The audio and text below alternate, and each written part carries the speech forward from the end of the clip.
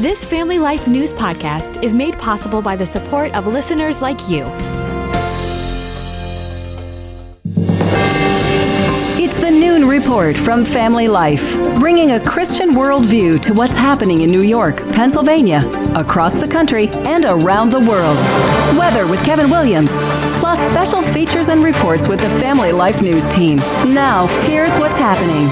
Winds of change. Good afternoon. Welcome to the broadcast. Gusty breezes today. Gonna spell changes to our weather tomorrow. By late Wednesday, rain, sleet, and snow all in the offering. Not a big storm, says Kevin Williams, but it may impact your holiday getaway. A girl with a gun opened fire on her Christian school yesterday in Madison, Wisconsin. Bill Malugin at Fox News. Police say they're not going to comment on her supposed manifesto that has started popping up online. Right now, they're working to figure out why she decided to kill. The 15-year-old killed herself after shooting to death a fellow student and a teacher. 6 others at the school were injured. 2 are critical. Madison Police Chief Sean Barnes. A second-grade student called 911 to report a shooting had occurred at school. Don't let that soak in for a minute. A second-grade student. A candlelight vigil held last night for the shooting victims. Flags are flying at half-staff today in the Wisconsin Capitol. Through it all, the school's director, Barbara Weirs, says they're keeping the faith. In spite of tragedy, God is working, and we believe that God is good in everything, and that He turns beauty for ashes. I had a number of families who mentioned that to me, that this wasn't a surprise to God, and that He's going to do something mighty with it. And so we're holding on to those words, and we're continuing to believe and trust in Him. Police last night searched the home of the female shooter. It is the 39th school shooting this year that's resulted in death or injury. Ukraine claims responsibility for the death today of a top Russian general.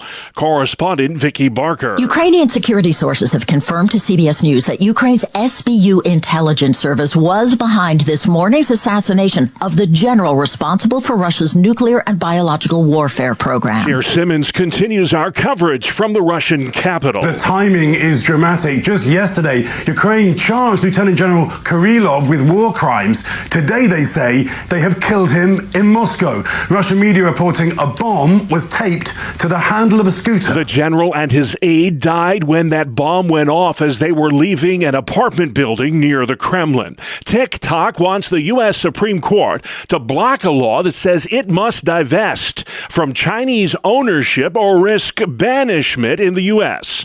Legal analyst Thane Rosenbaum. TikTok is asking the Supreme Court for emergency relief because with hundreds of millions of users, they would need more time to unwind their business or find a buyer, which the Chinese government wouldn't allow anyway. The new law takes effect January 19th. New York Judge Juan Merchan rejecting President-elect Trump's bid to dismiss his hush money conviction. Graham Cates with CBS News. This motion was filed after 2 important events. Trump was convicted in May, and then just a few weeks later, the Supreme Court of the United States published a landmark decision in which they concluded that former presidents have immunity for prosecution for their official acts. For over an hour yesterday, the president-elect held a freewheeling news conference at his home in Florida. Reporter Caitlin Huey Burns. Facing reporters at Mar-a-Lago on Monday, President-elect Donald Trump defended his choice of vaccine skeptic Robert F. Kennedy Jr. to lead the nation's health department. I think he's going to be much less radical than you would think. I think he's got a very open mind, or I wouldn't have put him there. If confirmed to head up Health and Human Services, Kennedy would oversee the FDA and the CDC. During that impromptu news conference, Trump touched on more than a dozen topics, from vaccines to tariffs to drones. Media critic Ben Domenech says Trump is filling a void left by President Biden. The reason that the former and future president is hitting the ground running in so many different respects is because people have basically gone through a 6-month period when America really was leaderless, had no one who was in charge. New York Post columnist Miranda Devine says President Biden has been AWOL in recent months when it comes to his media availability. Even the most hostile journalists were grateful for being brought into the loop again. I mean, this is what a president ought to do. For the record, Donald Trump had 88 press conferences during his 4 years in the White House. Conversely, President Biden has had just 37. White House spokesman John Kirby insists there's nothing to worry about when it comes to those strange drones in the night sky over half a dozen northeastern states. We're monitoring this in real time and analyzing it in real time. And still today, we have not seen anything that indicates a threat to national security or a public safety risk. Correspondent Tom Hansen. If you can't prove where these drones come from, then how can we believe that you know that they are not a threat? So there are a lot of questions still left to be answered. The Biden administration is briefing Congress today about the drone sightings. Congressman Mark Green chairs the House Homeland Security Committee. Well, we know for a fact it's not DOD. I mean, if they were flying test drones or some agency of the federal government, they would own it. The fact that they're out there saying there's no evidence means that they have no knowledge. They don't know what this is. Drone detection technology so far has uncovered very little about the mystery objects in the night sky. Both the governors of New York and Pennsylvania have ordered investigations into the drone sightings. News from north of the border. Canadian Prime Minister Justin Trudeau may be on the brink of resigning as his Liberal government crumbles around him. CTV reports the 52-year-old head of state is, quote, considering his options after his finance minister abruptly resigned yesterday. Still to come on the Noon Report, local woman helps out in storm-wrecked Deep South. You're not going to believe the tax levy just announced in Dunkirk and how Western New York is winning the war on cancer. Good afternoon. I'm Kevin Williams, tracking some chillier air arriving on gusty breezes this afternoon. We'll have the forecast details coming up in 10 minutes. All right, Kevin, thank you very much. As Dunkirk, New York digs out from lake effect snow, city residents are digging into their pocketbooks to pay for an 84% property tax increase next year. That's right, 84%. What does that mean? Council member Nick Weiser. So for most households, this tax increase is going to represent about a $60 per month increase. Dunkirk resident Corey Cow says he cannot afford a tax increase like that. I got 3 kids and then me and my wife, and it really does take a toll. Just shopping. I go to Walmart, I walk out with 1 bag, and it's $150. Dunkirk already has a 25% poverty rate. 1/4 of all its residents live on a fixed income.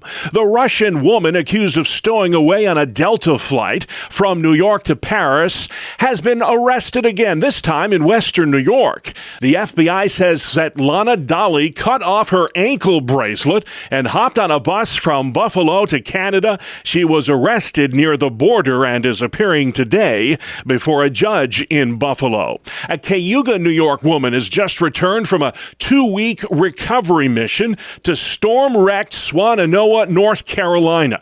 Tara Gallon volunteered with Cabins for Christ, which builds shelters for those left homeless by Hurricane Helene. It's going to be a long time before there is a good quality life in the area. They need hands. We need roofers and siders and plumbers and all of those things. Gallon says 4 months after mean Helene rained down on the Tar Heel state, the extent of the damage is still hard to put into words. The deaths, the destruction everywhere. I mean, it really looked like a bomb went off in this area, and it's going to take them such a long time to get back on their feet. That's Tara Gallon from Cayuga, New York. She says the best way you can help out is to give to groups like Cabins for Christ. Their website is cabinsforchrist.com. A new cancer research center opens next month in Buffalo. The Roswell Park Cancer Center is transforming an entire floor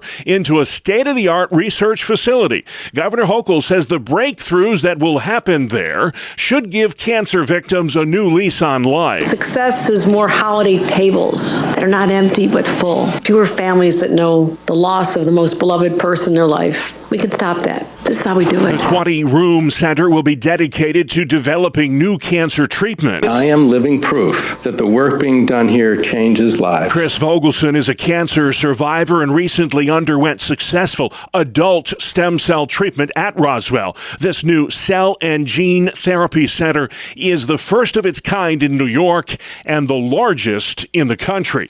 Criminal justice reform activists clamoring for an overhaul in sentencing guidelines in New York. Advocates argue recidivism rates would go down if more of an effort was made at rehabilitation.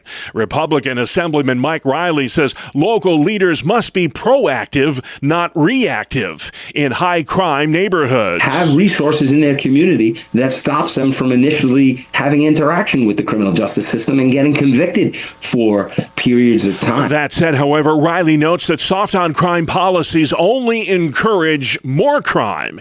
He opposes efforts by Democrats to do away with mandatory minimum sentences. I think this is a bridge too far, where now you're taking away the accountability piece. New York's controversial 5-year-old bail reform laws have helped fuel the crime crisis in the Empire State. The University of Rochester is urging international students to return to the U.S. before January 20th. That's the date President-elect Donald Trump will take office, and school leaders are concerned he may make immigration policy changes after being sworn in. Undergraduate students can move in January 16th, and new and exchange students can move in the next day. In 2017, Trump issued an executive order banning people from countries that lack criminal background checks from entering the U.S. for 90 days. Sarah Harnish, Family Life News. A Moon Township, Pennsylvania church is being ordered to cease outdoor services. A judge in Allegheny County says the New Revival Church is violating a noise ordinance and must stop worshiping outside. The judge ruled after neighbors complained in that Pittsburgh suburb. A new report shows thousands of homes in Pennsylvania still have dangerous levels of lead in their drinking water. Family Life's Brian Query. An inventory by the Municipal Authority of Westmoreland County has revealed that more than 4,000 of its properties may still be serviced by lead pipes. A project to identify lead service lines that started in 2021 has confirmed more than 2,400 lead lines throughout the authority's 5-county service area exist, but more are believed to still be in the system. Despite the high number, officials say the total number is just 3% of its entire system.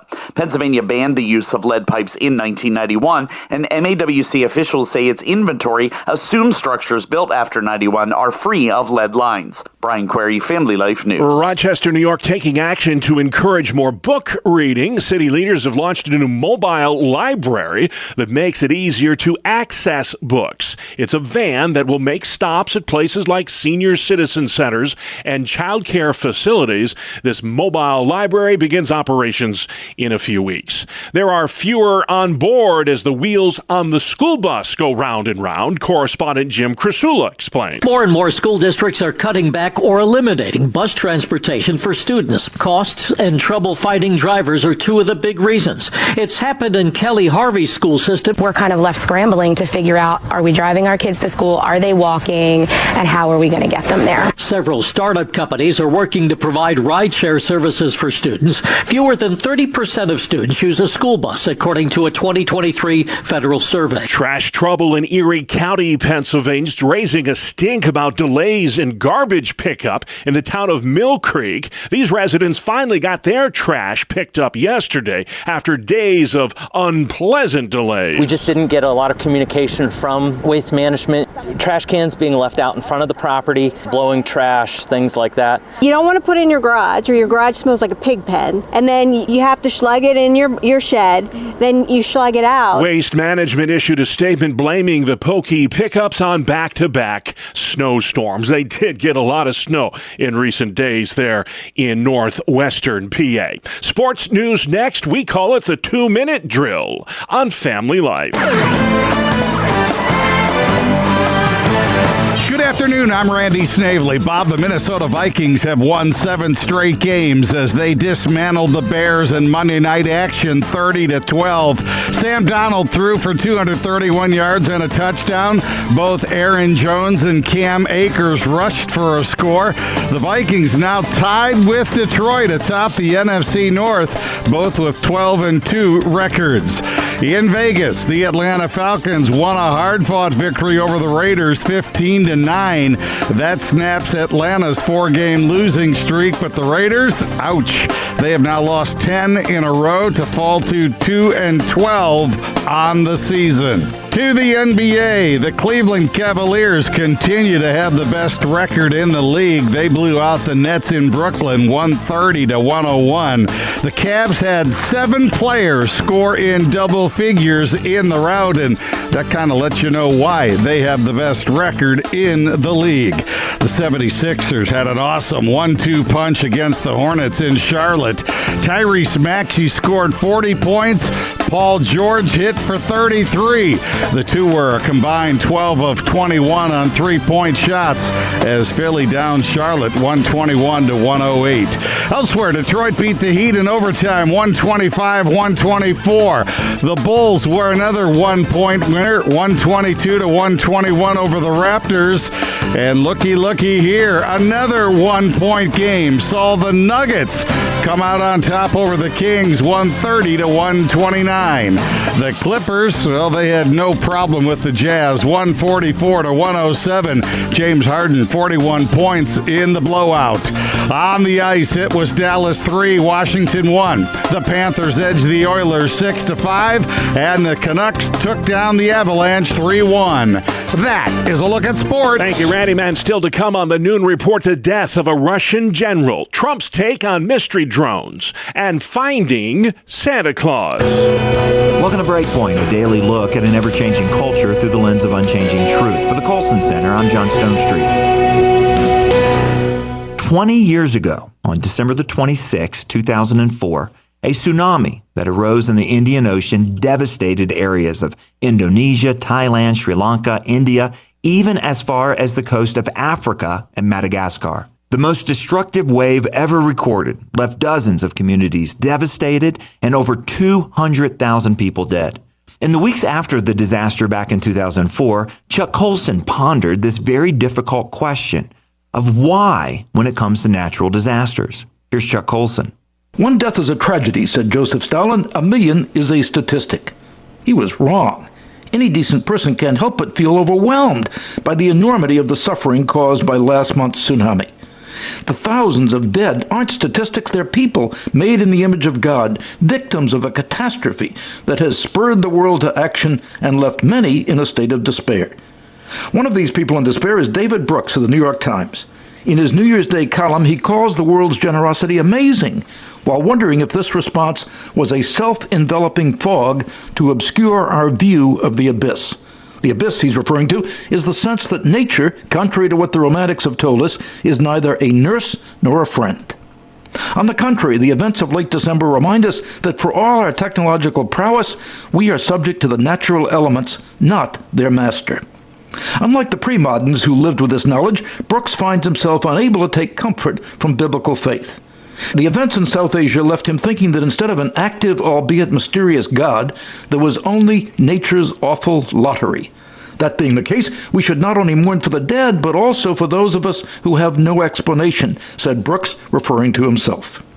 There is, however, a Christian response to Brooks' despair. Theologian David B. Hart writes in the Wall Street Journal that we live in the long, melancholy aftermath of a primordial catastrophe, the fall.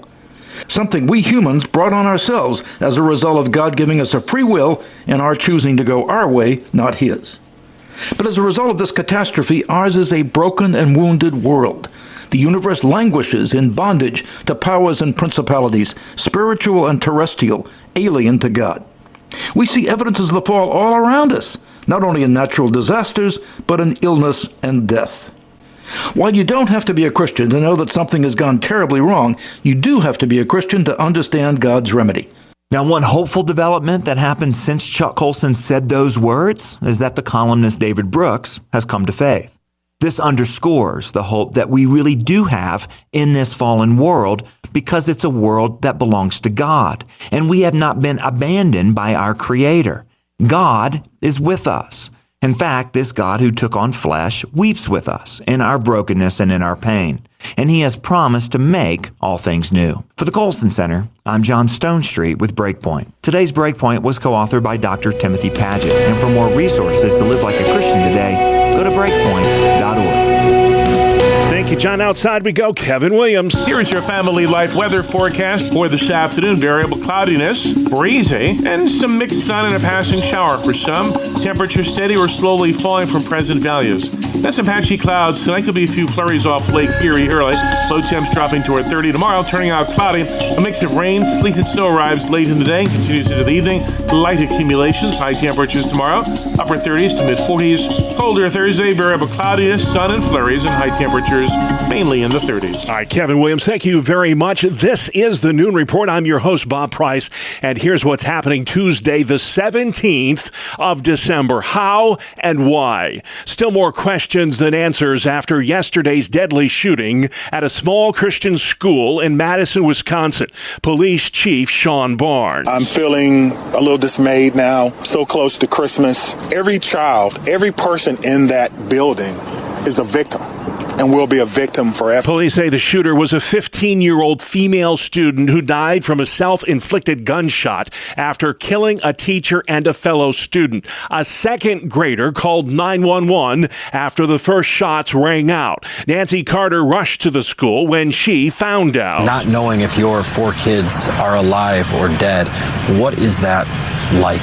It's beyond me, right? I can't change anything, and that's kind of why I just had to lean into God as somebody who is bigger, and so I just had to trust Him. 2 of the 6 shooting survivors are still in critical condition. Reporter Charlie DeMar has more from the crime scene.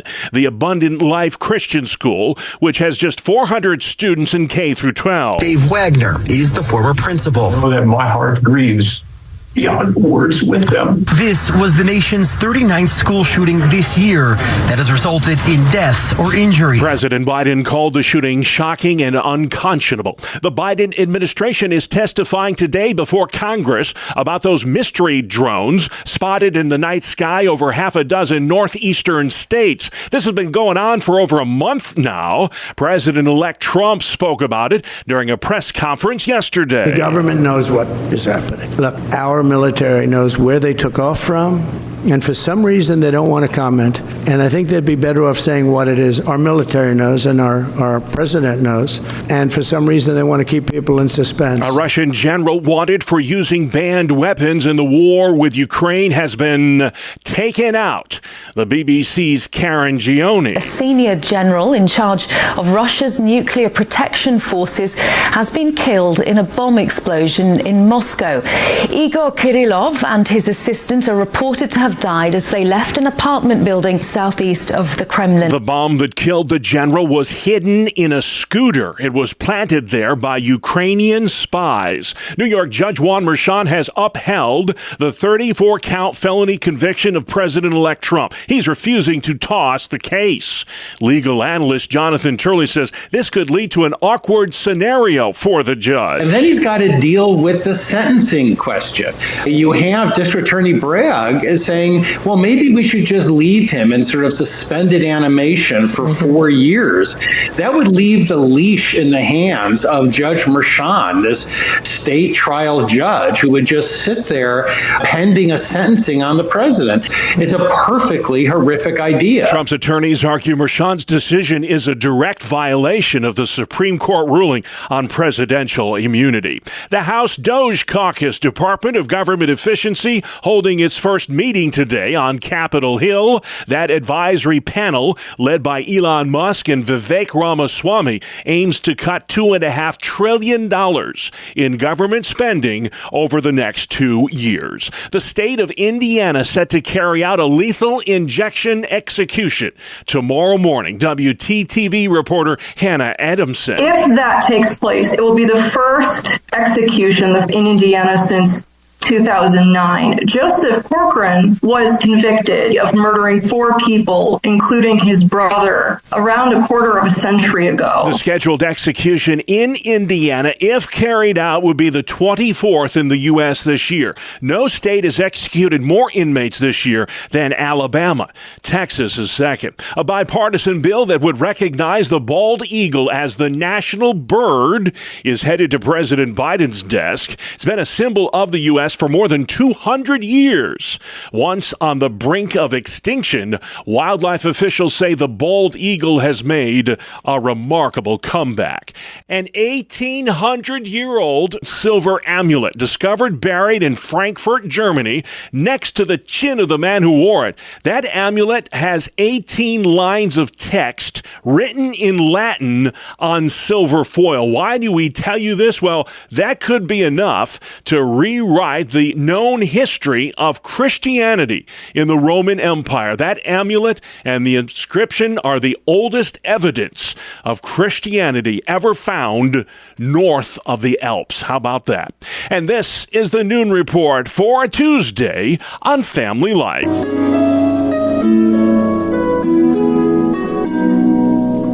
Some mental and spiritual encouragement for you as the holiday season comes to its culmination. I'm Greg Gillespie, and today we talk with Dr. Mark Mayfield. I spoke with him recently. What is it about this season that you and your fellow Christian counselors see most in the people who come to you looking for a little encouragement or advice? I think we have to adjust our expectations sometimes that it's okay that it's not joyful. And so how do we find ways to engage in life-giving community with people that get us and understand us? That's where church community is really good, and that's small group communities and different things like that. And then how do we set good boundaries with the family that we maybe are expected to go back and see? Maybe instead of going for the weekend, I'm going to go for the night and then come home. Or I'm going to spend time with dinner, but I'm not going to go down those conversations of politics or religion or whatever that things might be that kind of create conflict. For people who are finding a blue Christmas, whether that's just general loneliness or that the traditions have had to change because of deaths in the family or dynamics are different, can you give us 2 or 3 steps that somebody might want to say, okay, there's 3 of those, I'm going to choose one. What are the things that are effective in helping us deal with the somber feelings that sometimes hit at the end of the year? Well, I think it's one, recognizing what they are and where they're coming from and not feeling ashamed about them. I think a lot of times we try to ignore or run away or stuff those emotions. And I think just going, hey, this is what is happening right now. It's not bad. It's not shameful. I recognize maybe that I'm not the only one that feels that way. And then the hard part, though, I think, is taking that risk to go, I'm going to go show up to church on Sunday, and then not putting the pressure on ourselves that's going to take care of the feeling. Really, the only way that those feelings are going to be healed is through the power of the Holy Spirit and through our relationship with Jesus Christ. A lot of times it has to be fostered through connection and relationship with other people, too. Mark Mayfield is with the American Association of Christian Counselors. One of the things you say that affects a lot of people is seasonal affective disorder, the lack of sunlight. Well, it's interesting. It's shocking that about 5% of adults in the U.S. experience seasonal affective disorder, and for many it lasts 30 to 40% of the year. And I think for the rest of us that see this or hear this, it seems pretty shocking. But most of the year, people are pretty good at hiding their loneliness. They are able to put on the character, if you will, in the public or in their relationships that everything's fine. But when time change happens and, we have shorter days and our circadian rhythms are off, it gets harder and harder to maintain in secret. And so it comes out and it can affect people in their families and their work, at church, and just in their functioning. The biology and the meteorology, there's a physiological issue as there's less sunlight. Short of all of us moving to the southern hemisphere this time of year, what are some things we can do to help prevent that physiological reality? Well, I think one of the simplest things you can do actually is get red light therapy, so that vitamin D boost. Sometimes when we live in areas that are affected by kind of the dreary winter, maybe it's cloudy a lot of the time, we need that red light to help boost our circadian rhythm, our sleep-wake cycle. And so that's the best thing you can do. All you really need is something as little as, the $15, $20 one that you put on your desk when you're doing work, or sit with you while you're eating dinner or something like that. And it really just helps our biology. Dr. Mark Mayfield is the author of Loneliness, A Guide to Flourish in Community. He also develops other curriculum and is a pastoral counselor with the American Association of Christian Counselors. I'm Greg Gillespie, Family Life News. All right, thank you very much, Greg. And if you missed any of today's conversation on beating back the holiday blues, check out Greg's podcast at familylife.org. Good afternoon. Here is your Family Life regional weather forecast. Those gusty breezes are transporting chillier air into the region now. That'll tee up the arrival of the next weather system late tomorrow night that promises a mix of rain, sleet, and snow. Not a big system, but it could produce some slippery travel come tomorrow evening. Colder air will then arrive, much colder air for the weekend, with some light lake snows and mixed sunshine expected. For this afternoon, variable cloudiness, breezy, and some mixed sun and a passing shower for some. Temperature steady or slowly falling from present values. Then some patchy clouds. Tonight could be a few flurries off Lake Erie early. Low temps dropping toward 30 tomorrow, turning out cloudy. A mix of rain, sleet, and snow arrives late in the day and continues into the evening. Light accumulations, high temperatures tomorrow, upper 30s to mid 40s. Colder Thursday, variable cloudiness, sun and flurries, and high temperatures mainly in the 30s. All right, thank you, Kevin. Finally at noon, archaeologists have uncovered what they think is the sarcophagus of the man who inspired Santa Claus. Listen to this. That find made recently during an excavation near the St. Nicholas Church in Antalya, Turkey.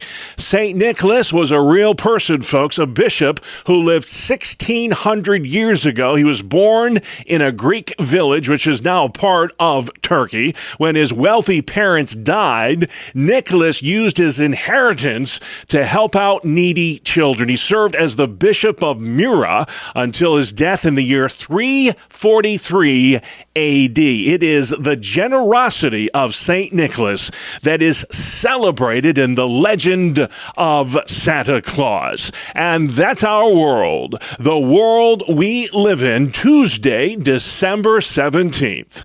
I'm Bob Price. Family Life News. You've been listening to the Noon Report, heard weekdays on Family Life. Thank you for listening.